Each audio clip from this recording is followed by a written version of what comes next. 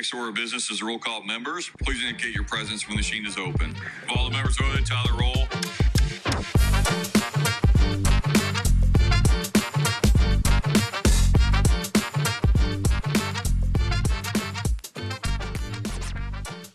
Earl Harris, welcome back to another edition of Session as my wonderful co-host Blake Johnson and I take you through the adventure that is being a House Democrat in the legislative session.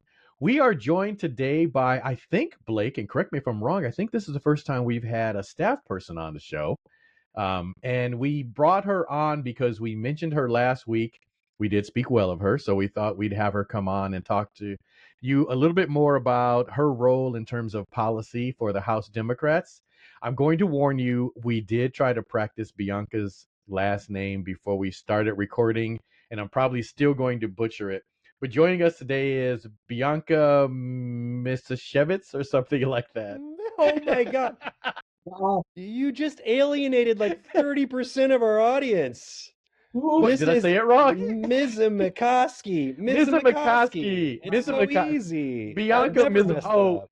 Oh, you would that? No, you practiced more than I did. Bianca, who takes care of us on the House Democrat side in terms of policy, being our policy director. Bianca, welcome to the show. Appreciate you being here, and I'm glad you're not in person, so you can't punch me for butchering your last name. Thanks for having me and acknowledging that I would punch you. We've worked together long enough. All right, so speaking of working together, I do want to ask you something. So this is your, and correct me if I'm wrong, this is your third position at the State House. Am I accurate? Yeah, I've kind of made my way around. I started out as a mature intern in the Senate as a policy intern, so had my first kind of go around of the madness that I experience now.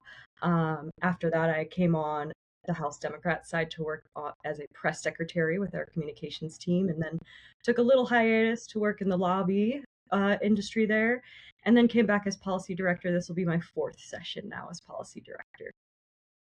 You came back because you knew we're the most fun people you'll ever get to hang out with. Absolutely. And the ones fighting for Hoosiers, so. Well, thank you for that. Appreciate that. Here it is. Well, she's better than us at this already.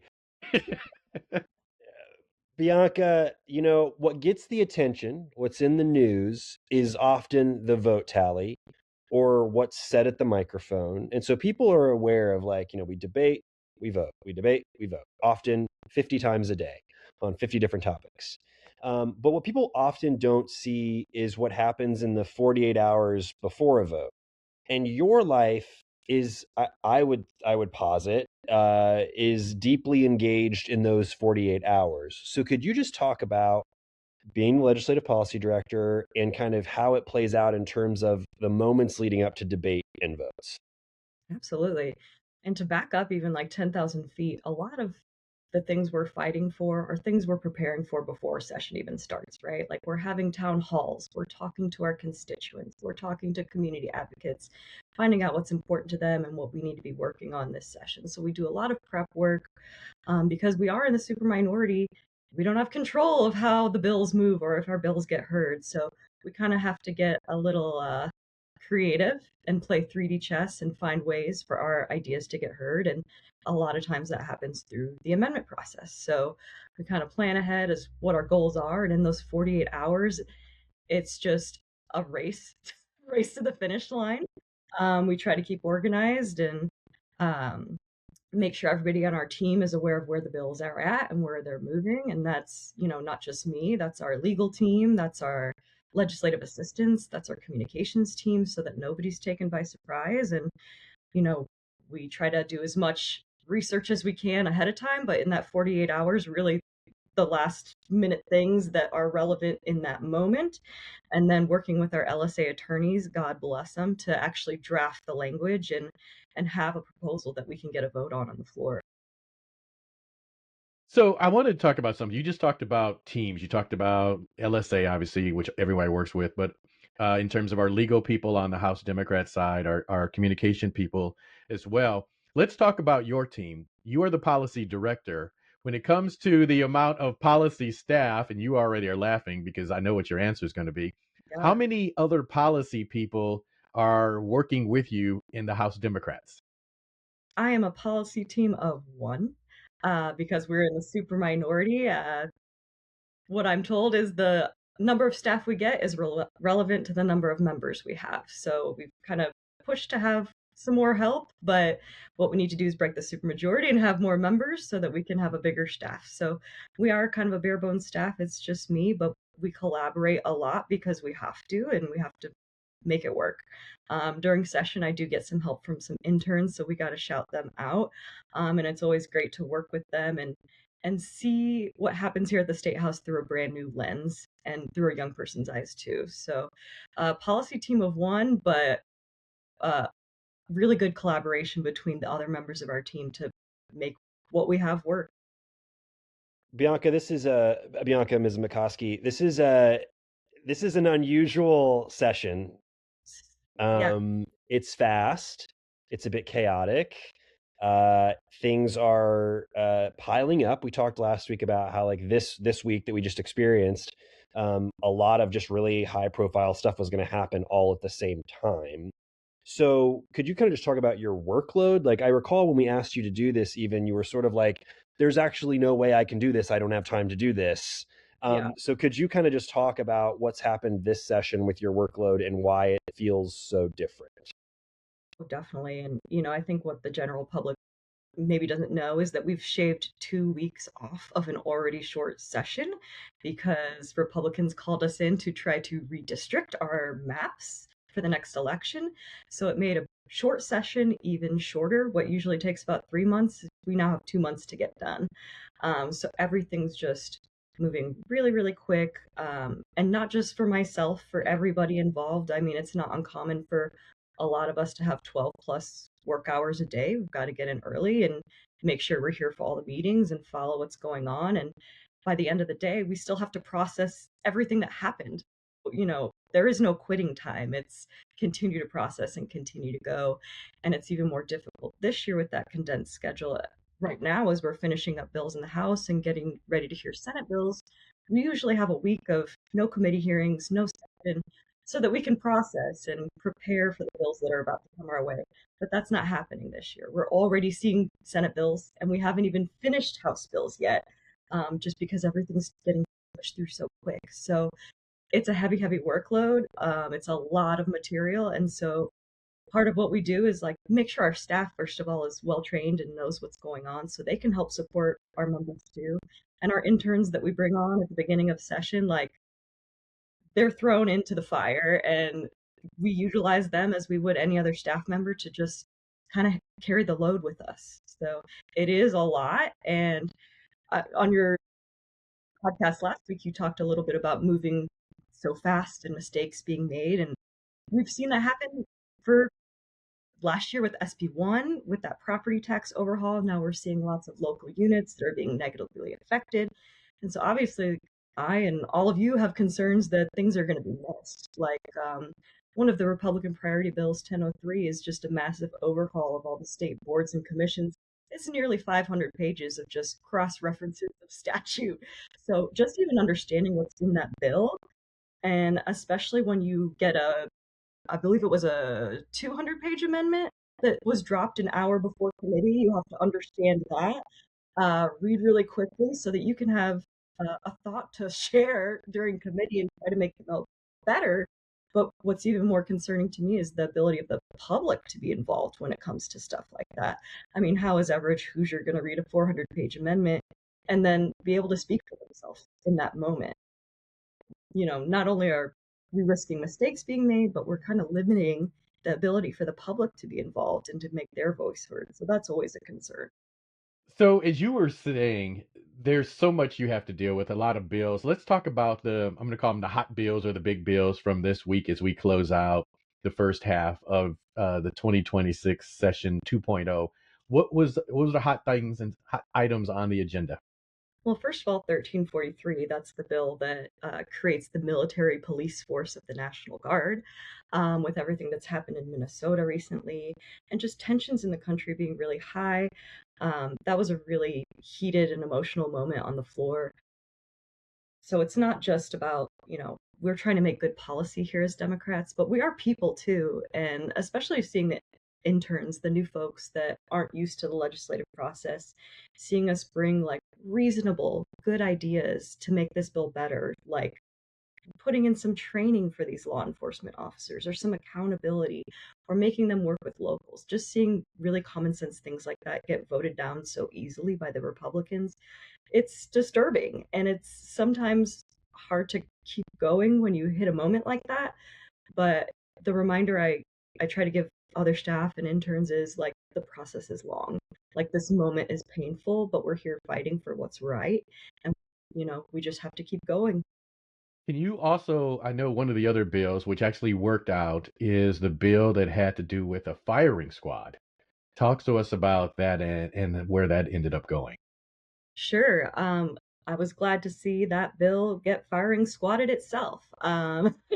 It didn't make a constitutional majority vote, which means actually it could be brought back for another vote. We have our third reading deadline on Monday, and it could potentially be back on the calendar.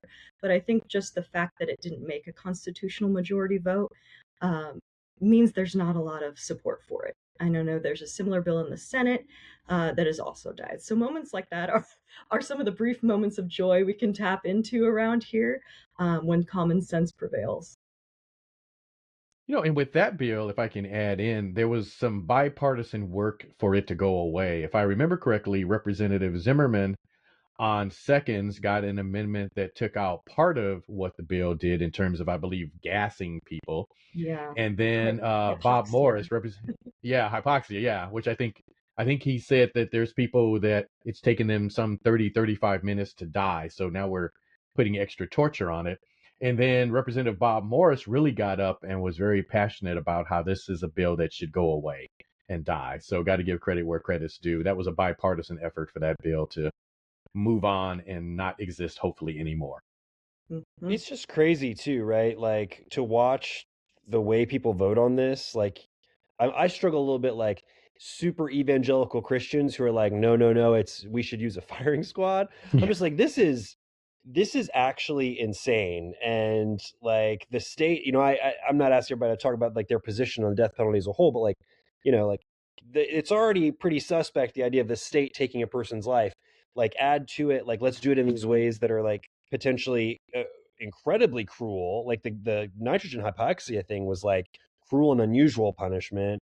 And then like the firing squad, it's just so brutalist, and it's just really hard to like wrap your head around.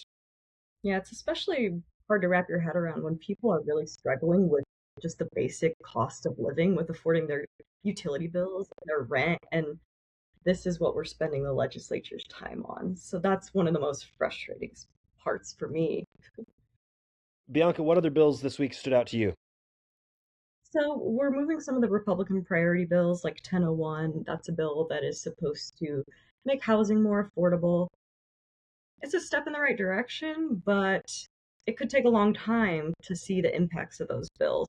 Rep. Johnson actually made some great amendments to the bill that are going to help track that bill and make sure it does have affordability results based on what the language is. Additionally to that, 1002, the big electric utility affordability bill, that's a fun one to say 3 times fast, was moving, and Democrats offered a number of amendments that would create immediate relief on your utility bills, one of them being eliminating the sales tax on utilities. Unfortunately, we couldn't get Republican support on those ideas, but I'm glad to see that they're out there and that people know that we're fighting for them to see results now, not 10 years down the road. So Bianca, with all these things moving at once, what's kind of your role in helping the members like work through this stuff and think about how to influence it and all of that? Sure. I think just helping everybody stay organized, because everybody has their niche area, their committees that they need to focus on. So just bringing everybody back to like the big picture of what we're trying to accomplish. These are our goals. These are our players on the field that are going to be leaders in these areas, and just make sure everybody's aware of what's going on and what's coming, because it's just too hard for everybody to track everything. So we're making the transition, and you alluded to this a little bit earlier. Normally, when we switch from the first half to the second half of the bill, swap houses, there's some downtime, which really gives people like you, LSA, et cetera, some time to kind of catch up, get things ready for the second half. But this time we finished later on Thursday, and on Monday we're right back in with the new bills coming over from the House. What's your normal process when that happens, and how are you going to make it work without having the normal time? We're going to create time somehow. Typically, we would take that whole week to just get a full scope of what the bills are that are coming from the Senate, do some research on the bills, help our members prep, think of ways to make the bills better. So everything has just got to be super condensed and utilizing, staff members and interns to help like fill in those gaps of just being one person doing that. So, uh, just a lot of hard work and planning. I mean, this is the most crazy session I've had since I've been here in 2021. We've never done this in my time here before. So we just have to build the plane as we're flying it. So there are 30 of us House Democrats. We often come to you, obviously, in terms of amendments. Let's just talk about that. Amendments that we would like drawn up and written up and sometimes helped with. How do you deal with the fact, and I know Blake and I are your two favorite, and we actually Of happen to course. be right down the hall from you. How do you deal with the fact that you have to deal with 30 of us coming at you no matter what's going on in your life during the day on a session day? Well, luckily, I love all the members of the House Democratic Caucus, so that makes it easy. But truly, like, I believe in the mission that we're trying to do, and that's really what gets me through every day. But just staying incredibly organized, like, you might come up to me and 5 seconds later, I get another member, and then another member, and another member with all different requests about all different kinds of topics. So just keeping myself organized, creating lists, creating spreadsheets, it can be a lot at times. I also noticed one of the things you do is you will pump out, I think you do this on a weekly basis, if not more often. Here's information about the bills that passed that keeps us aware. Talk to us about that part. Yeah, that's kind of the most fun part of my job is just like processing everything that happened and sharing it with you all so that you can go share it with your constituents. Sometimes it can be a lot to put together in your mind everything that happened because like look at just this week was just an entire session in itself. I mean, we heard all the priority bills, the firing squad bill. We had legislation trying to reel in IEDC. I mean, everything's happening all at once, and yeah. Well, I mean, just I was thinking, right, okay, a couple things, right? So this week, because we went late, I had to go get my kids, come back to session with my kids, okay? And then I'm also trying to vote while also a 2-year-old and a 10-month-old are wreaking havoc on the hallway of the chamber. And even as we have sat here today, this is the one day we talk about catch up day, right? Like this is the one day you can catch up. Daycare just called that my youngest needs to come home because he's acting like he's sick. So it's like I think people forget, for staff, for legislators, we're actually having to live regular lives too. So in addition to 16-hour days and nonstop things happening, like life also continues to happen. So Bianca, that's a very, talking about me way of asking you a question about you, which is like, how do you sort of, like, you are expected to be on this entire 2 months, like nonstop. Like, and I suspect, though Earl and I would never do this, you're getting calls after hours, like, I mean, like, so how do you sort of keep yourself centered? I know you've already mentioned like believing in the work is probably the most central thing that kind of keeps it happening, but like, what else are you doing to like just make this work? Because it's not easy by any stretch of the imagination. First of all, just thanks for acknowledging that on the behalf of the staff because we do work really hard during session. It's 24/7 on call status because everything's on a really short timeline. If you miss a deadline, your opportunity's over. So, my family kind of knows the shtick by now, and I've logged off of my life for a couple months here so we can get session done. I mean, there's no after work going out to dinner or doctor's appointments. Everything's just on hold so that we can prioritize the timeline that we're having now. Um, some of the good part is you don't have to think your own thoughts because there's no time for that. So it can be, sometimes that's a benefit. But just really focusing in on this.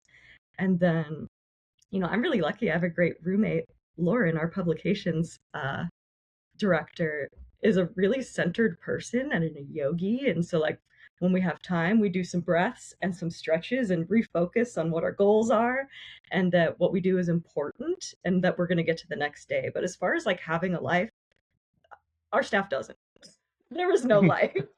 It's, do the work for 16 hours a day, go home, try to find the energy to feed yourself, go to sleep if you have time, and come back and do it all again the next day.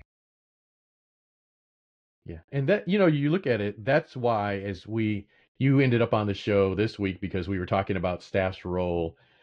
Last week, people see us. So when they turn on television or they open up the newspaper or they see posts or things online, they see us. And what we want to make sure people understand is, yeah, we may be the people that are you seeing up front, but there's a great group of people that are hanging out with us, making sure that we know what's going on, helping us look good and helping us to stay on top of bills and get amendments and get policy done in the correct way. And so thank you to you and everyone else that gets involved. I do want to go backwards a little bit because I meant to ask this earlier in the show. So all of us, this is a short session. So as House Democrats or as House members, we can file 5 bills. One of the things I know you do is because sometimes people will go, I need a bill on this or I need some help on that. You actually, at the beginning of session or even before session starts, you have a bunch of bills that you will get drafted. Talk to us about that process and why you do that. And by the way, thanks again for helping out a lot of people who need bills by having them That's already my job. drafted. Happy to do it. Yeah, I mean, we know everything at the federal level is moving at such a fast pace right now. So when we're in the interim, I'm trying to monitor trends in other states. What kind of issues are we looking for to solve?